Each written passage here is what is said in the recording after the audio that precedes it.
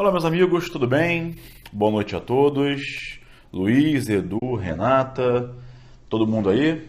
Tá todo mundo aí? Vamos lá, hoje é quinta-feira. Obrigado, Delta Madruga.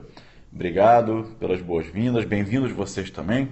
Ficamos um tempo sem o grupo de quinta-feira porque eu estava de férias em viagem no exterior, mas depois de 2 semanas sem o grupo, eu voltei agora com gás total para nós continuarmos a ver todos os temas relevantes para você. Tá o Edu aí? Edu, isso, sempre. Pessoal de Manaus, vamos lá. A questão é, qual vai ser o tema de hoje? Vamos lá. Cláudia Bernardo, Azambuja Filho, todo mundo. Vamos lá. Maranhão. Eu tive em São Luís. Araranguá, boa noite, boa noite, boa noite, Curitiba. Eu, Luciana, isso, você, Luciana, claro. Recife, Salvador, Shirley. Fala, Luiz. Ô, Luiz Felipe, tudo bem, cara? Bacana. Oi, Maria Jordana, Ilano, Pinto Marcelo, na verdade, Marcelo Pinto, né? Vamos lá. Marco Guaíba, Rio Grande do Sul. Amigos, dando segmento, vamos lá, aos nossos estudos. Todo mundo já entrou, já são 10h07. Vamos trabalhar hoje com um tema que costuma cair em prova. Em primeiro lugar, Gabriel, qual é a localização? Buenas noches. Isso. Guten Abend, Guten Nacht, né? Qual é a localização do tema? O tema está localizado dentro da teoria do crime. Vamos ver o estado de necessidade. Primeira observação é onde eu vou trabalhar com o estado de necessidade. Voltei de férias. Eu vou trabalhar com o estado necessário dentro da teoria do crime. Então, quando você pensa em estado de necessidade, a localização do tema é extremamente importante para você trabalhar com natureza jurídica, para você trabalhar com as consequências. Imaginem vocês qual é a consequência da incidência do estado de necessidade. Bom, se eu o alocar dentro da teoria do crime, ele vai gerar a exclusão do crime. E é o que acontece, a exclusão da ilicitude gera a exclusão do crime. Então, entre a teoria da norma, teoria do crime e teoria da pena, o estado, não estou magro não, é o câmera, mas estou de dieta, né? Eu estou de dieta já há um mês, né? Já perdi 30 dias. Vamos lá. Então, assim, eu vou trabalhar com o estado necessário dentro da teoria do crime, tá? Muito bem. Primeira pergunta é, qual seria a noção do estado de necessidade? Talvez muitos de vocês, e a culpa não é de vocês, tenham decorado o exemplo, né? Você chega na prova oral, você foi muito bem na primeira prova, na segunda prova aberta discursiva, chega na prova oral e fala assim, doutora, o que é o estado de necessidade? Aí você vai ficar pensando, talvez você não saiba conceituar a sua noção, mas certamente decorou o exemplo do Caio Tício no barco que afunda com apenas um colete salva-vidas e o Tício mata o Caio para salvar-se. Ótimo, você decorou o exemplo e não aprendeu a matéria, isso é ruim. Não é assim que se estuda, não é assim que se ensina e não é assim que se aprende. Tá? Então vejam, para você parar com a decoreba, né, você tem que entender o instituto. Em primeiro lugar, para entender um instituto, localização, teoria do crime. Agora eu vou te dizer, chegar um pouco para trás aqui a câmera, né, para vocês terem uma visualização melhor. Opa, espera aqui, negócio... Repararam que aquelas flores ali estão sempre bonitas e vermelhas e coloridas? São artificiais. Deixa eu ver se melhora assim. Muito bem. Isso, podem ver minhas mãos? Aqui o microfonezinho. Posso até chegar mais para cima, né? Muito bem. Amigos, no estado... Consegue ver minhas mãos? Consegue. No estado de necessidade tem o seguinte. Pensa assim. Qual é a finalidade do direito penal? O direito penal tem por finalidade a proteção de bens jurídicos, né? Espera que está ridículo assim lá embaixo. Assim melhora. O direito penal tem por finalidade a proteção de bens jurídicos. Então, toda vez que houver uma lesão a um bem jurídico, o direito penal vai intervir. Muitas vezes, a própria norma, a própria ordem jurídica nos permite que nós causemos lesões a bens jurídicos penalmente tutelados por conta própria, sem autorização prévia do Estado. Por quê? Porque o Estado sabe que não pode garantir nossa segurança 24 horas por dia. Então, muitas vezes o Estado nos permite, em situações claras excepcionais, embora sejam muitas, agirmos por conta própria. Então, no estado de necessidade, há o sacrifício de um bem jurídico penalmente tutelado. O agente que age em estado de necessidade, ele age com dolo. Ele dolosamente causa lesão, ele sacrifica um bem jurídico penalmente protegido. Aliás, em todas as causas de exclusão de ilicitude no estado necessário, na legítima defesa, no estrito cumprimento do dever legal, etc., a conduta do agente sempre é dolosa. Se eu mato você em legítima defesa, a minha conduta é dolosa. Eu tenho dolo não é vontade, mas consciência? Pois então, eu tenho dolo, eu tenho vontade de te matar e tenho consciência que estou te matando, porque estou me defendendo de uma agressão sua, humana, atual ou iminente e injusta. E aqui também é igual. No estado de necessidade, o agente sacrifica um bem jurídico com intenção dolosamente. E o que nós temos? Em primeiro lugar, eu tenho dois bens jurídicos numa situação de perigo. Certo? Dois bens jurídicos penalmente relevantes, em uma situação de perigo, concomitante aos bens jurídicos. E a lei me permite, por conta própria, muita atenção agora, por conta própria, sacrificar um bem jurídico para salvar o outro. Então vou repetir, para você não ter que decorar exemplo nenhum, você entender e internalizar a matéria. No estado de necessidade, eu tenho dois bens jurídicos penalmente protegidos pelo direito penal em uma situação concomitante de perigo atual. O perigo paira sobre aqueles bens jurídicos naquele mesmo instante, né? E a lei nos permite, por conta própria, o quê? Sacrificar um dos bens para salvar o outro. Isso é estado de necessidade. Mas, Gabriel, eu posso sacrificar qualquer bem para salvar qualquer outro bem? É aí que entra a teoria unitária. Muitos de vocês têm muita dificuldade com as teorias e eu vou lançar um curso só de teorias. Estou avisando logo que eu vou lançar um curso só de teorias do direito penal para resolver todas essas questões que vocês ficam em dúvida, tá? É aqui que entra a teoria unitária.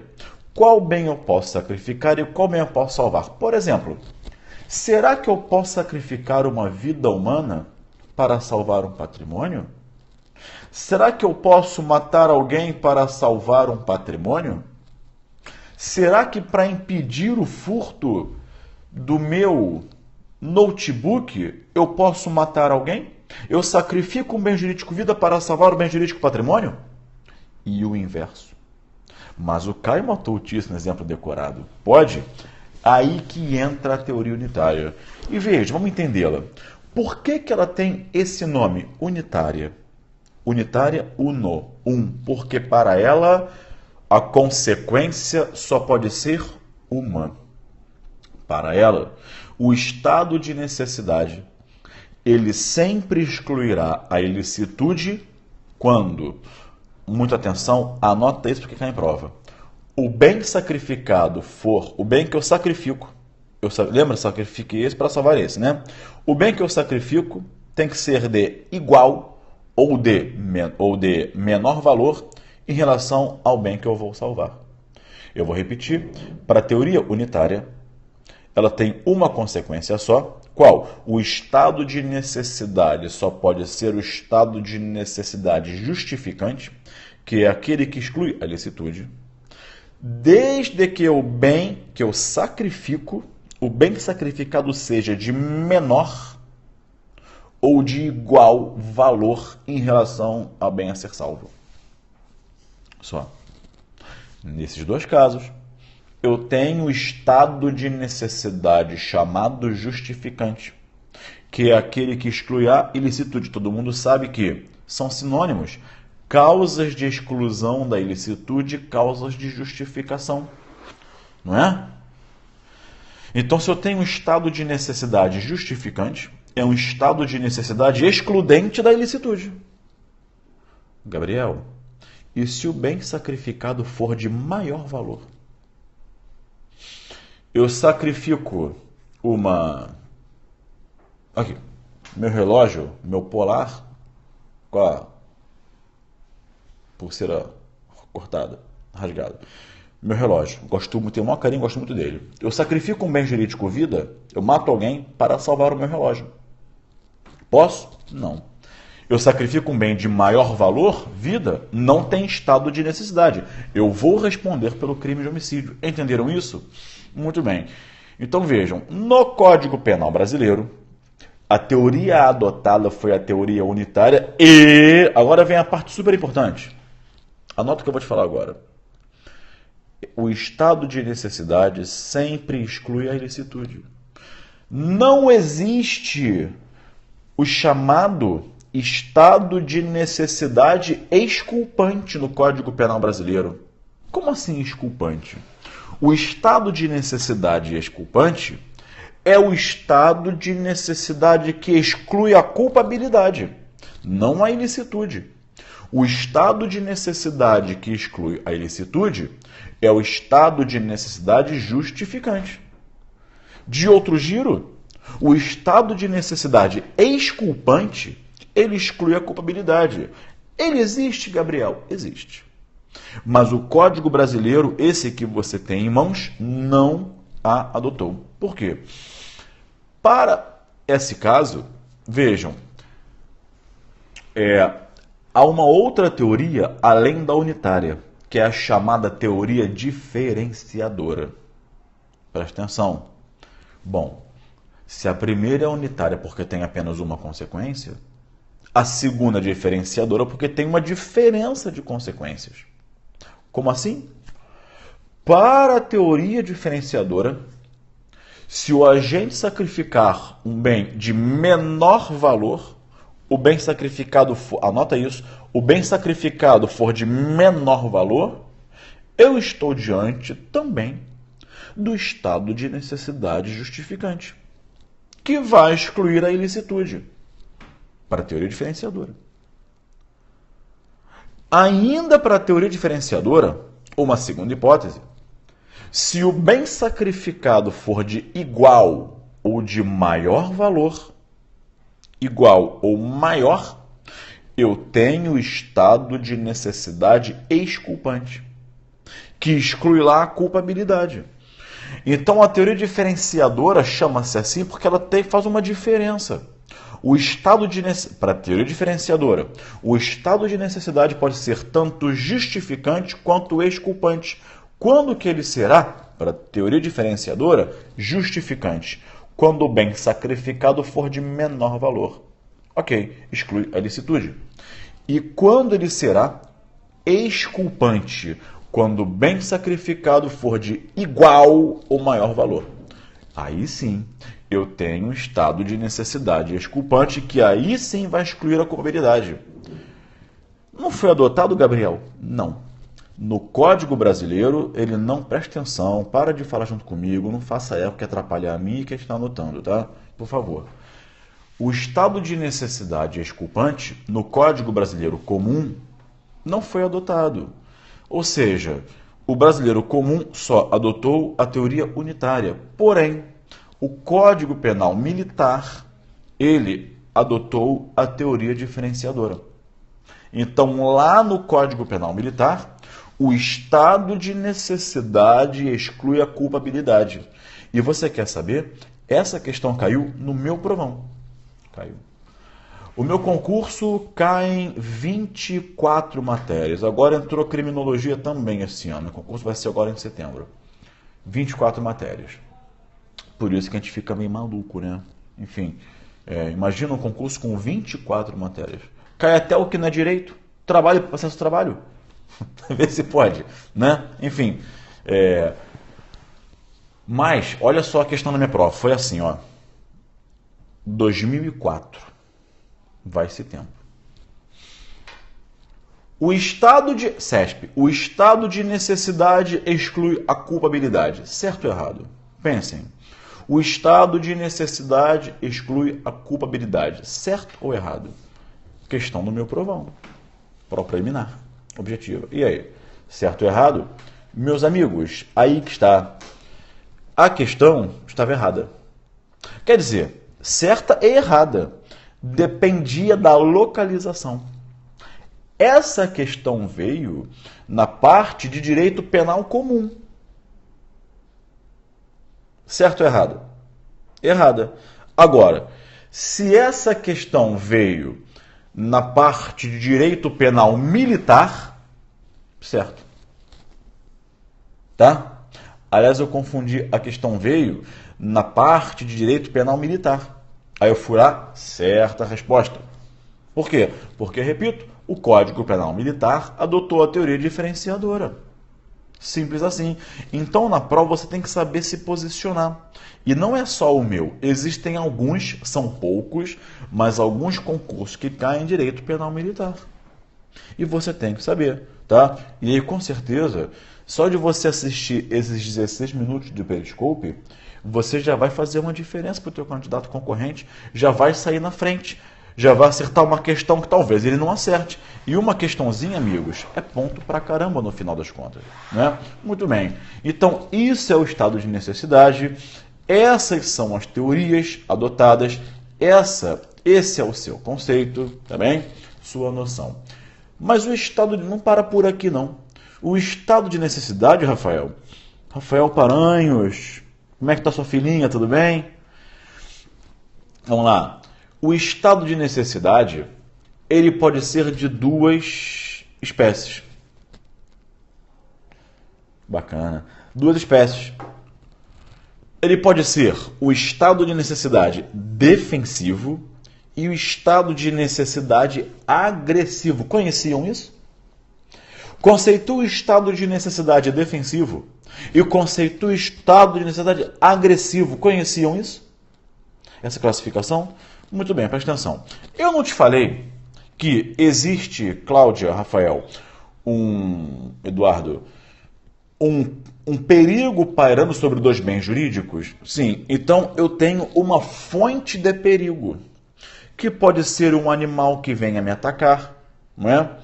Aí eu pego Bruno Zampier, coloco na frente para o animal vai me morder, eu coloco o Zampier, ele morde o Zampier, não é? Enfim, pode ser uma enchente, um incêndio, um desmoronamento, não é? Enfim, uma tsunami, tá? O barco que vira, enfim. Então vejam, eu tenho uma fonte de perigo. Imagine só que um cachorro vem me atacar. Um Rottweiler vem em minha direção, raivoso. Eu saco a minha arma e atiro no animal, tá? Vejam, nesse caso eu tenho o estado de necessidade defensivo, porque eu sacrifico nele, no defensivo, há o sacrifício da própria fonte de perigo. Então um cachorro vem me atacar, né? Eu pego o Zampier, boto na minha frente, o cachorro vai morder, morde o Zampier, já pensou? Né? Ou pulo o muro do vizinho, enfim, ou saco minha arma e mato o cachorro. Quer dizer, eu saco minha arma e mato, atiro em direção ao cachorro. Eu sacrifiquei a própria fonte do perigo. Esse é o estado de necessidade defensiva. Então anota, o que é o estado de necessidade defensivo é aquele em que o agente sacrifica a própria fonte do perigo. Entretanto, o estado necessário pode ser também chamado agressivo. Por que agressivo? Pensa, o agente agride. Por que agressivo? Como eu sempre digo a vocês, em direito, tudo sempre está nos nomes. Nome da teoria, nome do instituto. Agressivo. O agente agride. Ele agride um bem jurídico diverso. Então, no estado de necessidade agressivo, o agente provoca o sacrifício de um bem jurídico diverso daquele que constitui a fonte do perigo. E para ficar na tua cabeça muito bem claro, eu vou usar o mesmo exemplo. Não tem exemplo decorado comigo, não é? Quando você aprende a matéria, a teoria, você mata qualquer exemplo. O cachorro vem me atacar. O que eu faço? Eu pulo o muro, corro e pulo o muro do vizinho. Eu sacrifico o quê? A inviolabilidade domiciliar do vizinho, não é? Mas sacrifico um bem jurídico diverso. O furto famélico é um grande exemplo. O agente está passando fome e o único e último meio de ele manter-se vivo e saudável é alimentar-se.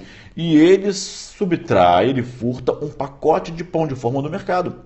Ele sacrifica um bem jurídico diverso daquele que constitui a própria fonte do perigo. Esse é o estado necessário agressivo.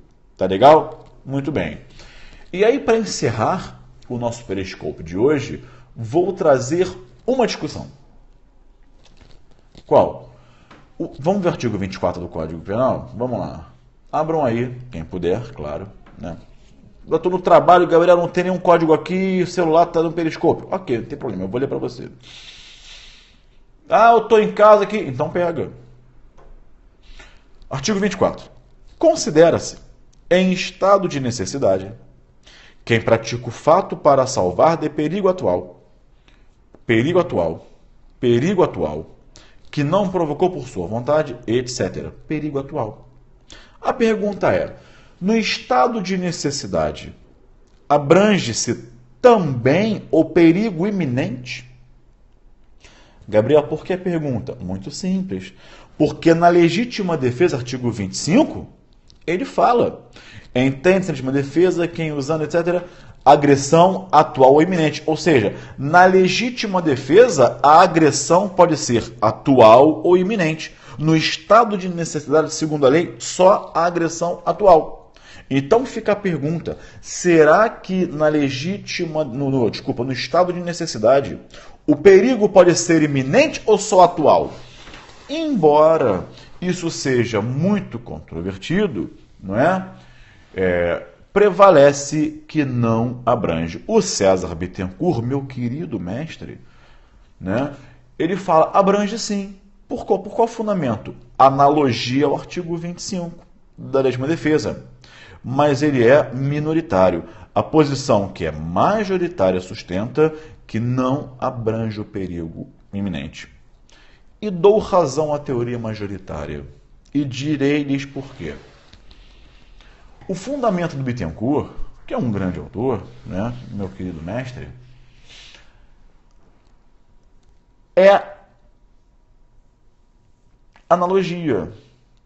Só que vamos pensar um pouco. Não adianta te falar assim, analogia é ponto final. Pode. Por quê? Porque é analogia. Você não fundamentou, você repetiu o que você ouviu. Né? Você não raciocinou. Pode, por quê? Analogia. Pensa antes de responder.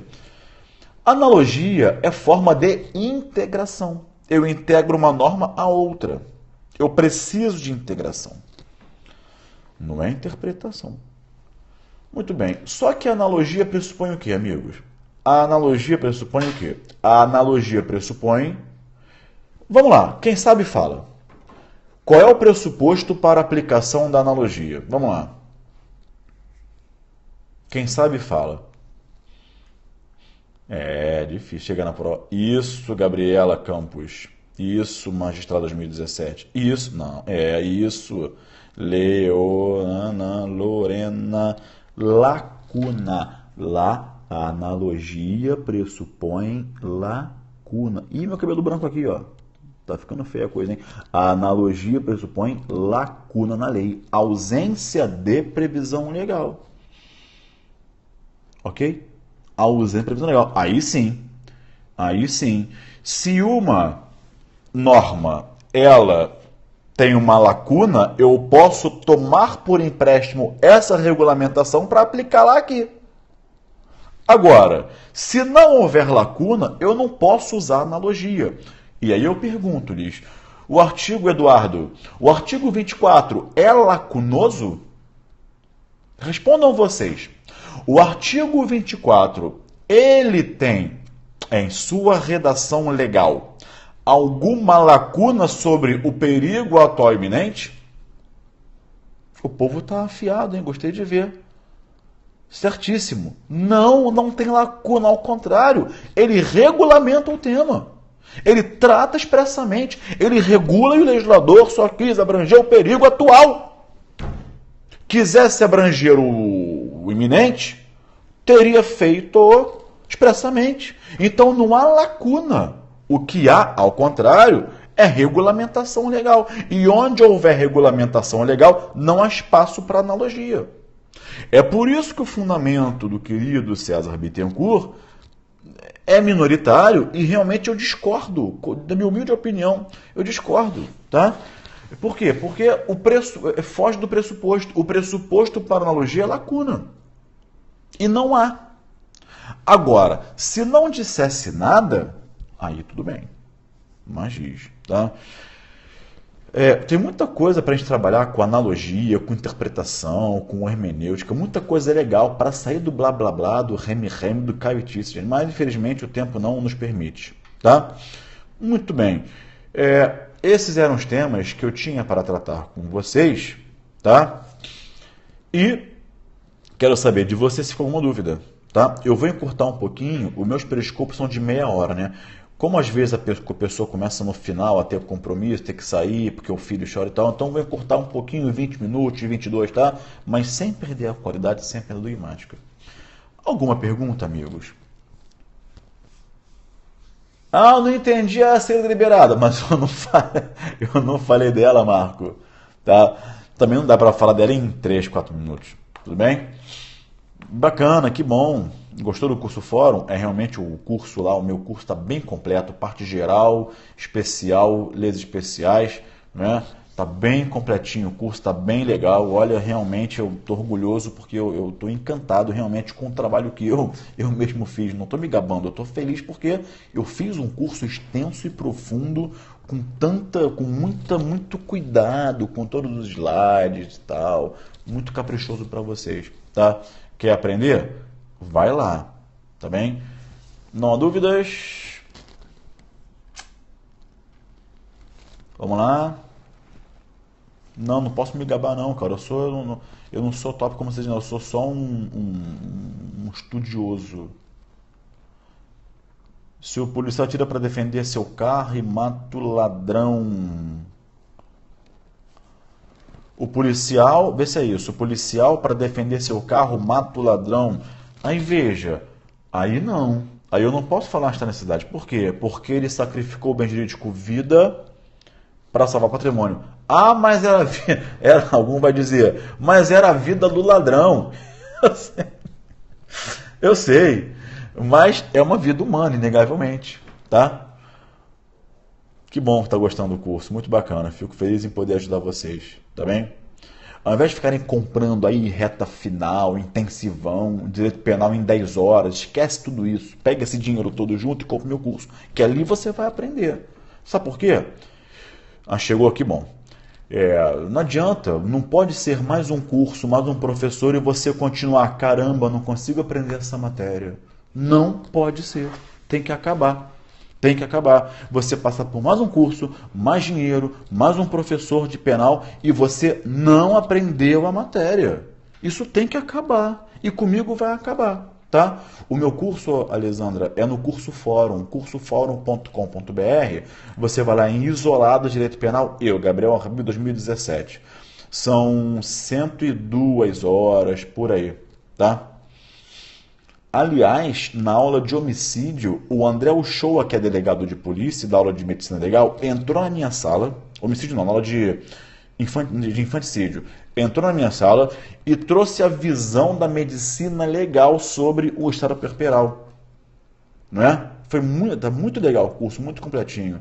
Tá? Qual curso que você viu que na aula de penal entra um professor de medicina legal e fala sobre medicina legal? Nenhum. No meu curso você tem isso. Por quê? Para ficar completo. Tá? Meus amigos, então, já encontrou? Você é rápido, Alessandra. Meus amigos, está na hora. Amanhã é sexta-feira. E sexta-feira é dia de quê? Trabalho. Dia de estudo, é dia útil. O fim de semana só começa no sábado.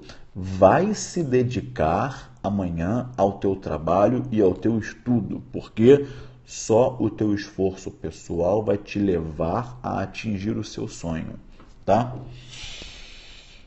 Material para DPU eu coloquei no meu stories do Instagram, vai no stories, tá? Meus amigos, como de costume, obrigado pela companhia. A vocês um abraço, até o próximo Periscope, quinta-feira que vem, e tchau.